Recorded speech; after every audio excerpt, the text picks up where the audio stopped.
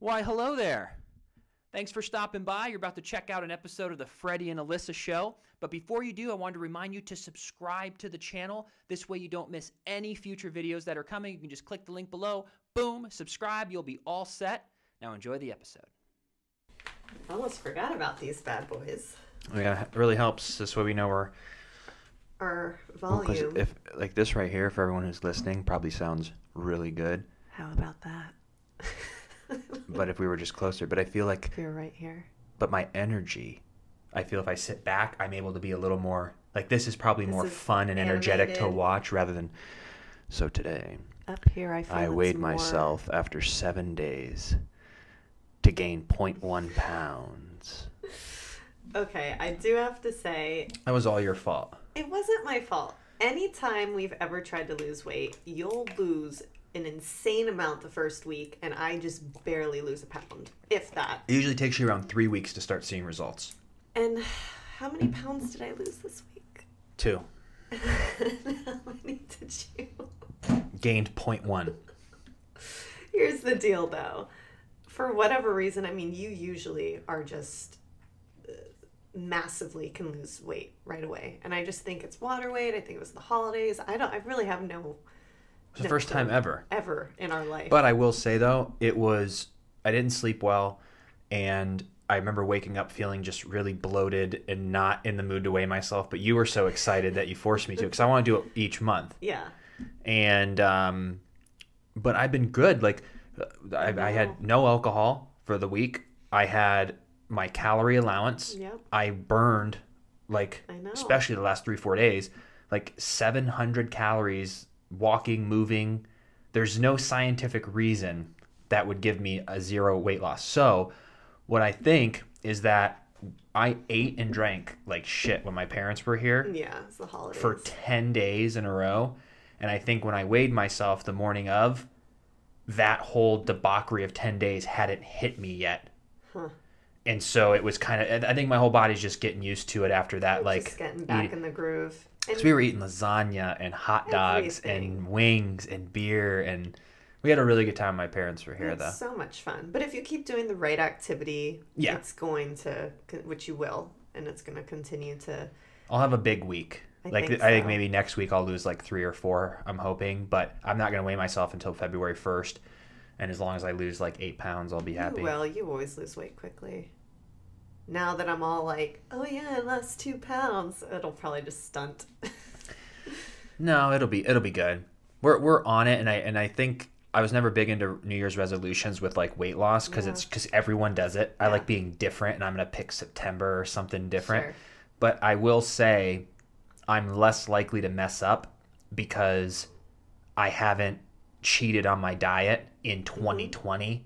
New Year. That feels more powerful. Like I can't ruin the streak in 2020. You know, if you're just like randomly doing it, you're like, one day. But I love that I'm like, you know. I feel that. So we'll see. I'm feeling really good about it. I'm just gonna keep doing my activity. I walked today.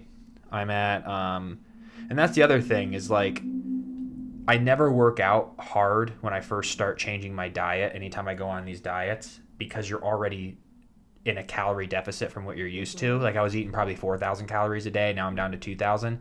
So if I was working out hard on top of that, I'm going to be hungry. Yeah. So like today, I mean, it's already almost 3 o'clock. All I've had was a little tiny bagel with peanut butter all day so far. Yeah. Because walking burns calories, but it doesn't get me hungry. So I'm waiting for something major to happen. I feel like you've been more active this past week than me. Like, I'll do my walks and everything, but I feel like you've gotten a little bit more cardio in. But I've also been doing physical therapy, which is a different kind of workout. But yeah, you got to just keep being consistent. And I feel like oftentimes a lot of people who start to try and lose weight and they'll diet and they'll exercise and the same thing that happened to you will happen to them. I mean, this is not an uncommon story. Mm-hmm. And people go, you know what, screw this. I'm not going to do it. It's not working. But you have to just be consistent and continue. Give at least a solid 30 days. And I know you always lose weight so quick. I do. Don't you have a theory too, where if you don't get an ample amount of sleep the night prior of weighing in, that it's always going to be higher than usual? I feel like we've There's just days if you're well hydrated for a few days, if you get a good 8 hour sleep, you wake up, you didn't eat late. Yeah. Like if you're gonna weigh in after a week of dieting, I always like to maybe stop eating at 8, go to bed at 11, sleep till like 8. Yeah. You wake up feeling light. Mm-hmm. I woke up this morning not feeling light. I didn't get to bed till 4 in the morning. I was like tired. I just felt bloated, and I had like a little tuna wrap late last night. So, but I was still under my calories sleeping. though. Yeah. So I was under, but I'm actually. What's interesting is when we left work, Mm-hmm. I knew I was going to have a couple months off, so I was just like, I'm going to stay with it because I don't want to have to lose too much before I go back to work. But I was like, if I gain 5 or 10 pounds, I can lose that in like 3 weeks and then be back to work. And we had speculation that we were going to be back. There's a big story to this. Tell it. So, for all the Days fans out there, so essentially what happened is, I'll even go to the bigger story. Okay. So, traditionally, when signing a contract, we get, and it starts different when you're new. When I was new, I was signed on a 4-year contract, which is unheard of these days because every year Days is like, are we going to go? Are we going to go? But back in 2011, they must have had a 4-year contract with NBC. So I got a 4-year deal.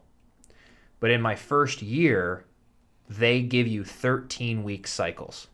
So they guarantee you 13 weeks 4 times a year. That's the 52 weeks. Mm-hmm. Where I can't leave if I wanted, but the show can give me a 6-week written notice or a phone call and say, hey, we're not going to pick you up after your next 13 weeks. And it allows them to kind of test out new people and have a little freedom with it. Well, now that I've been on the show longer, you eventually get to the segment where they give you 2 26-week cycles. So when I sign, I know I'm guaranteed for 26 weeks, and then if they don't let you go, you're guaranteed that back end 26 weeks. So essentially, you're going to get a year. Mm-hmm.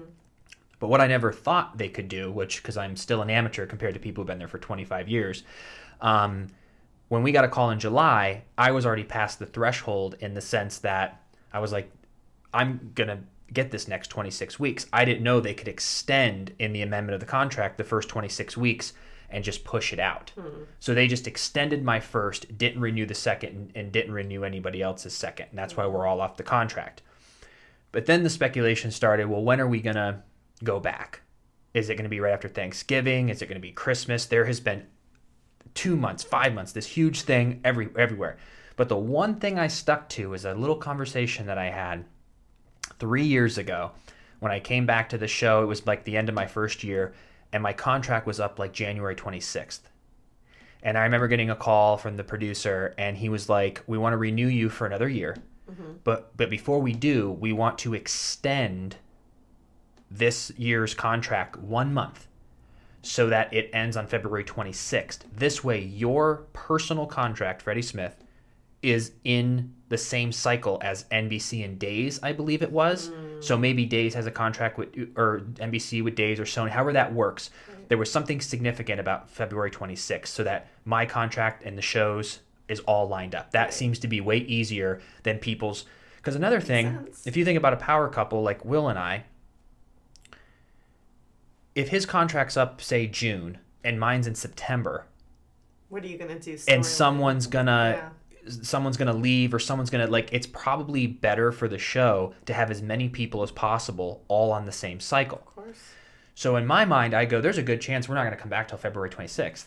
Because why would we come back sooner? But then we heard through the grapevine it's going to be January 13th. It's what, the 7th? It's the 8th. This will be airing on the 9th. But there's no way we're going back on the 13th. Day the 26th is. It's a Wednesday. So well, that's when the contract would start. So I'm sure it would be whatever. But here's more of my theories, because I have fun with this kind of stuff. It means nothing. I know we got renewed. We're all coming back. Right. The way the story ends, like it's not like, but they let us all go on contract. Right. So the writers can't start writing if they don't know if the 25 series regulars are coming back. I'm not legally obligated to come back. I mean, I am. Right. Everyone probably will. But in the back of your mind, you got to think, I got to call 25 series regulars, most, if not all, who have agents. Mm-hmm. And I have to deal with, well, I love this deal, but let me get back to you in 2 days and negotiate and do all this stuff so that they know they can write. How are they going to spend money on writing a story that's integral with Sunny before I say yes? So they got to call us, soon. sign all 25 of us, then get the writers to start writing, which is going to take weeks. So my guess would be that next week they'll call everyone, get yeses. Hopefully everyone says yes. And then the following week, the writers will begin. We'll start, and I think we'll go back mid-February or the last week of February. Makes sense. Which, it is what it is. But, we just have... I talked to one castmate, and that person hadn't heard anything. We're submitting for the Emmys, so we were getting all that stuff taken care of. I talked to publicity, and I was like, hey, have you heard anything? They haven't heard anything.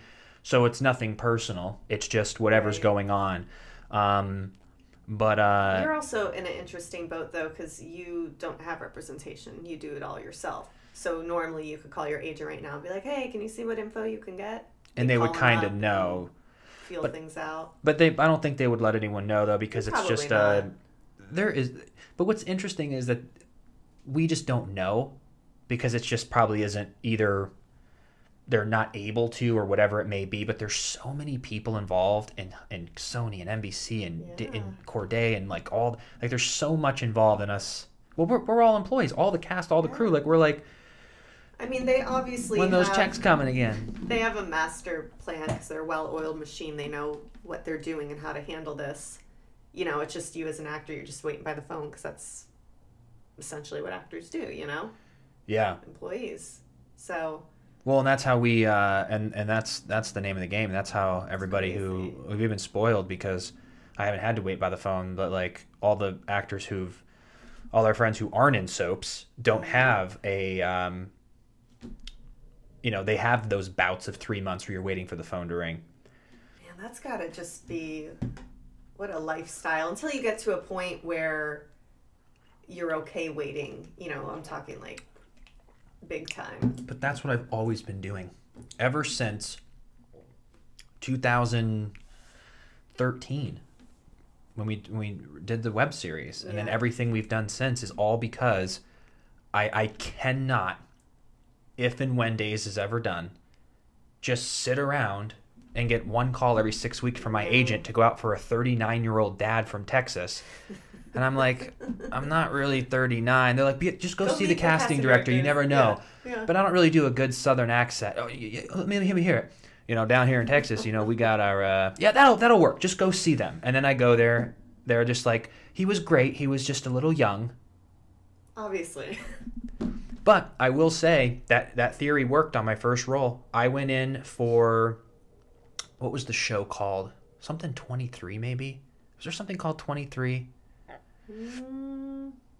Not that I recall. There was. I went in for another role. This was in 2007. That's why I don't remember. Or maybe the age was 23 of the character, and I was 19. That's why I'm thinking that. Numbers. The show is called Numbers, I think. We'll have to look that up. But anyway, I read for this role of in the show Numbers. I was a little too young. I was 19 at the time. I think the role was 21 or 23. Maybe that's why I remember that number. And the casting director goes, "You're too young for this role, but I'm casting the role of senior boy in the show Medium. I think you'd be great for that. Can you come back in 15 minutes and read that role?" And I think I came back in 15 minutes. I read that role, and then they called me back to producers. But if I didn't go in for... But that happens. So you just never know. Exactly. So it actually did work for me. But it just is... the whole point is that I don't feel uneasy. I'm excited to get back to work because I want to continue telling that story. I want to continue, creating that our financial plan that we have set in motion, and that's going to throw the gasoline on the fire again. And of course. But the fact that we have our podcast, that we have our brands and other things that we work on, I'm not sitting around twiddling my thumbs, going out of my mind. You could never. It's not in your DNA. You always have to have some project you're working on. I'm the same. I can't just sit around.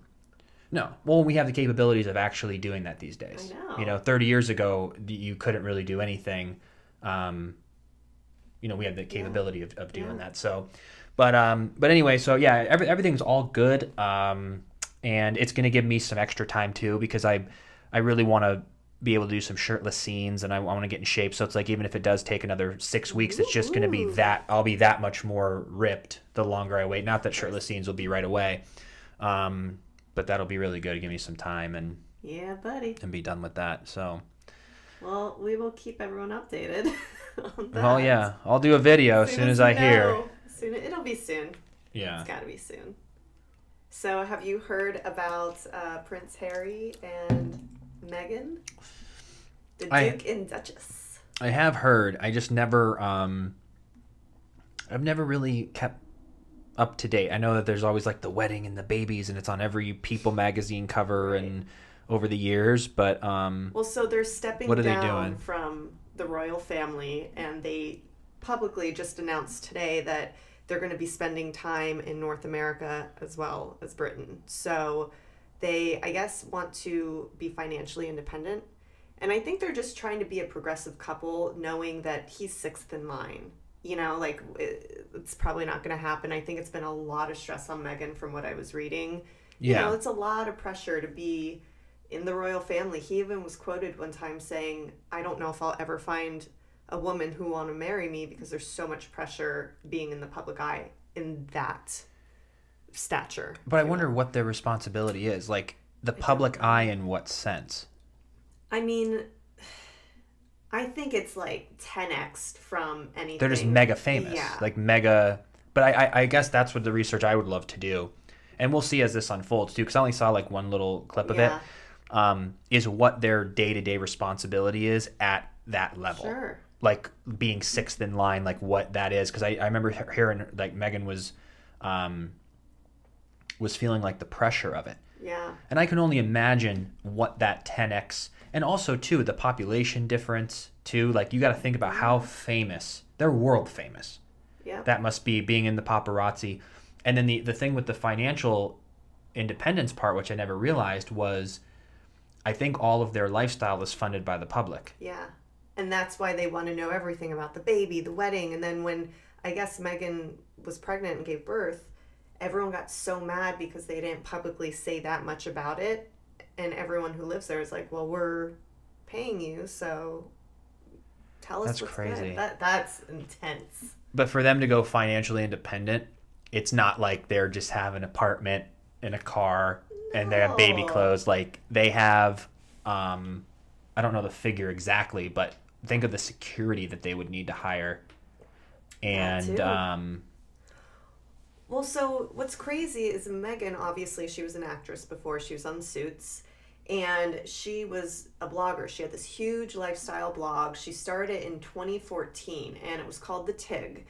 And I guess it was based off of, like, one of her favorite wines that was mispronounced. And it was like having a Tig moment. Like, the first time she ever sat down to taste it, she realized, oh my gosh, so this is what wine's supposed to taste like. And she had, like, an aha moment. She's like, so the Tig is any moment in life when you're having, like, that aha moment. So it was, like, a really cute little background, super relatable. But in 2017, she had to close it down because she started dating him. And they were like, she cannot have that website. So if you go to thetig.com now, it's just a page that says, like, we had to close it down. Thank you so much for visiting. But mega fans have screenshotted all of the old posts. And so you can go out there and see all that. And that. It was so awesome. It was a great site. She was full of class and information. And it was just a great lifestyle blog. But she had to stop that because, she was going into the royal family.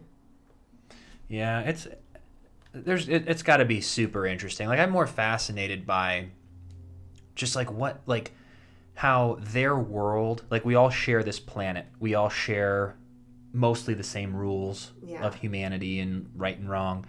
But their view on reality, it's almost as if they live on a different planet. Mm-hmm. So many people do. Even people in our own atmosphere, we view the world different based on our experiences. Mm-hmm. And I'm sure there are people who are like, oh, boo-hoo, it's so hard. You have everything. But yet again, people don't realize the responsibility and how things are different. Like, that's why I've always had empathy for anyone in any part of the world or in any part of life that, yes, there are always people worse off than you, and there are always people that are doing better than you in different categories. Yeah. Someone might have more money but have no family. Someone might have more money but feel insecure. Someone might have more money but have an illness, you know, like, or someone might have money, family, and have their life together if that's what they value. But I would just love to do, and as the story unfolds, because I know they didn't really say much, I'd love to do a little more research and just see like what they're going to do, what that's like, and how that's changing, if it's ever been done before. Are they making a new step forward? How much of it has played now that social media has I have redefined media. Here the official announcement that they stated, and then I guess the royal family. Let's see here. So basically the gist of it: after many months of reflection and internal discussions, we have chosen to make a transition this year in starting to carve out a progressive new role within this institution. We intend to step back as senior members of the royal family and work to become financially independent while continuing to fully support Her Majesty the Queen. It is with your encouragement, particularly over the last few years, that we feel prepared to make this adjustment. We now plan to balance our time between the United Kingdom and North America, continuing to honor our duty.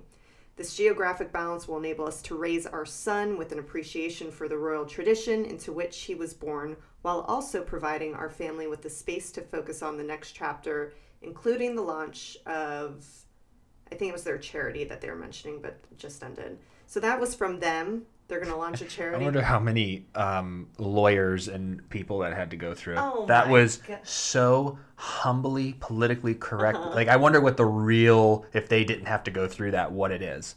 Oh my gosh. Like, think, like, it's it just so thoughtfully, perfectly. Like, we want to be able to do this for the kids, but and still like bring them up in this world and have appreciation for it, but also be able to carve time out. Like, every single word was perfect, and so. But we'll never really understand unless they were able to like start some sort of podcast or start doing more media to help us understand the world. We'll never understand certain things. Well, on that note too, they did mention that they wanted to change how they work with the media, and they want to ensure diverse and open access to their work. So they must have had So they must have had. I think it was so they can't promote their charity the way they want to under being in that role. Yes, the royal family. You probably have to go through specific outlets. Yeah. You know. Huh. And then the royal family, this was their announcement. It's very short from what I'm seeing. Discussions with the Duke and Duchess of Sussex are at an early stage. We understand their desire to take a different approach, but these are complicated issues that will take time to work through. So you got to realize, I mean, this is the first time this has ever happened. New decade, new progressive, leadership or whatever they're working to do, but it's right for him. And I feel like Prince Harry's always been dancing to the beat of his own drum. Like, because I kind of grew up watching them and... Yeah. He's just always kind of been the wild child. He did what he wanted. And of course, here he is. He's doing this and they're doing what's right for their family. He has a wife and a child. And if it's too much for them, then you got to do what makes you happy. And I think it's kind of cool. Yeah. It's different, it's new, yeah. It's fresh. Yeah. Things are all moving. And, and this is one story. There's just, now that we've really paid attention to like, we've always paid attention, but extra paying attention of what's going on. I mean, there is just so much in this world, and we have unlimited access. And, but this is something that's interesting, and we'll keep close tabs on it and see what unfolds. We will. I wonder where North America, because I know Meghan has family in Cali, but I think Canada. A lot of people are saying they're thinking Canada, but I think that's only where she shot her show. Suits. Oh, so then... Probably, you'd think California, but then a lot of people are like New York because, New York City, it's the place to be. Yeah. Well, they'll fill us in. So we'll see. But all right, all. We just wanted to touch base with you and say what's up. Hope you have a great rest of your Thursday and getting ready for the weekend. So if you're working on your steps or exercise or diet, and you had an off week like I did where you busted your ass and lost nothing, keep going. I know I am. And we're all in this together. Let's keep our New Year's resolutions going and continue to have an awesome 2020 and spread positivity and love and happiness and kindness and all that awesome stuff. Damn straight. So we will see you tomorrow. Have a good one.